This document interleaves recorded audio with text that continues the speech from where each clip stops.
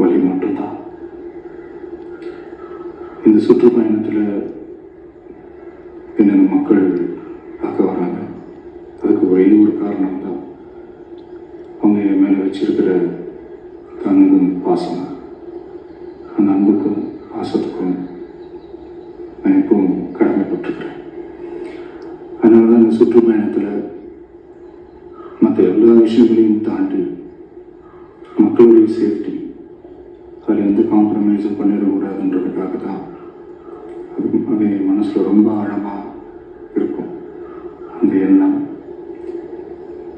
அதனால தான் இந்த அரசியல் காரணங்கள் எல்லாத்தையும் தவிர்த்துட்டு ஒதுக்கி வச்சுட்டு மக்களோட சேஃப்டி மட்டும் மைண்டில் வச்சுக்கிட்டு அதுக்கான இடங்களை சூஸ் பண்ணுறது, அதுக்கான இடங்களை பார்த்து பெர்மிஷன் கேட்கறது, போலீஸ் டிபார்ட்மெண்ட்டில் அதை ரிக்வெஸ்ட் பண்ணி கேட்போம்.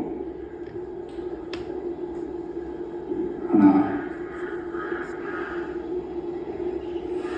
நடக்கக்கூடாதது நடந்துருச்சு. ஆனால் மனுஷன் தானே, அந்த நேரத்தில் அத்தனை பேர் பாதிக்கப்பட்டு இருக்கும்போது எப்படி அந்த ஊரை விட்டுட்டு என்னால் கிளம்பி வர முடியும்? நான் திரும்ப போகணும்னு இருந்துச்சுன்னா அதை ஒரு காரணம் காட்டி அங்கே வேறு சில பதட்டமான சுச்சுவேஷன்ஸ், வேறு சில சம்பாவிதங்கள் அந்த மாதிரி எதுவும் நடந்துடக்கூடாதுன்றதுக்காக தான் நான் அவாய்ட் பண்ணேன். இந்த நேரத்தில் சொந்தங்களை இழந்து தவிக்கிற இத்தனை குடும்பங்களுக்கும் என்னுடைய ஆழ்ந்த இரங்கலை தெரிவிச்சுக்கிறேன். எனக்கு தெரியும், என்ன சொன்னாலும் இது ஈடாகாதுன்னு எனக்கு தெரியும். ஹாஸ்பிட்டலில் ட்ரீட் பண்ணிட்டு இருக்கிற எல்லாருமே சீக்கிரமாக க்யூர் ஆகி வரணுன்றது இந்த நேரத்தில் நான் வேண்டிக்கிறேன். கூடிய சீக்கிரமே உங்கள் எல்லாரையும் நான் சந்திக்கிறேன். இந்த நேரத்தில் எங்களுடைய வழிகளை, எங்களுடைய நிலைமையை புரிஞ்சுக்கிட்டு எங்களுக்காக பேசின அரசியல் கட்சிகளை சார்ந்த நண்பர்கள், தலைவர்கள் அனைவருக்கும் என்னுடைய நன்றியை தெரிவிச்சுக்கிறேன்.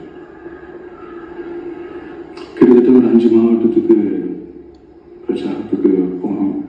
இந்த மாதிரி எதுவுமே நடக்கல. ஆனால் கரூரில் மட்டும் ஏன் இப்படி நடக்குது, எப்படி நடக்குது? மக்களுக்கு எல்லா உண்மையும் தெரியும். மக்கள் எல்லாத்தையும் பார்த்துக்கிட்டு இருக்கிறாங்க. கரூரை சேர்ந்த அந்த மக்கள் அந்த உண்மையெல்லாம் வெளியில் சொல்லும்போது எனக்கு கடவுளே நேரில் வந்து இறங்கி அந்த உண்மைகள்லாம் சொல்கிற மாதிரி எனக்கு தோணுச்சு. சீக்கிரமே எல்லா உண்மைகளும் வெளியில் வரும்.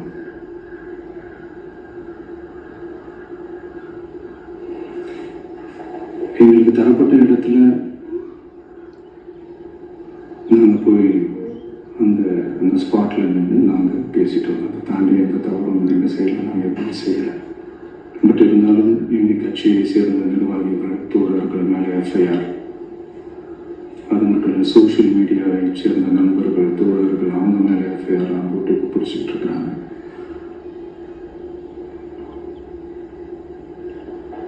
சிஎம் சார், உங்களுக்கு ஏதாவது இந்த பழி வாங்கணும் அப்படின்ற எண்ணம் ஏதாவது இருந்துச்சுன்னா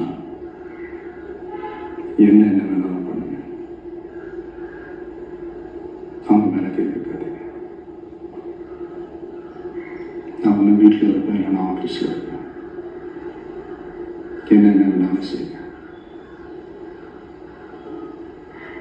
நண்பர்களே, தோழர்களே,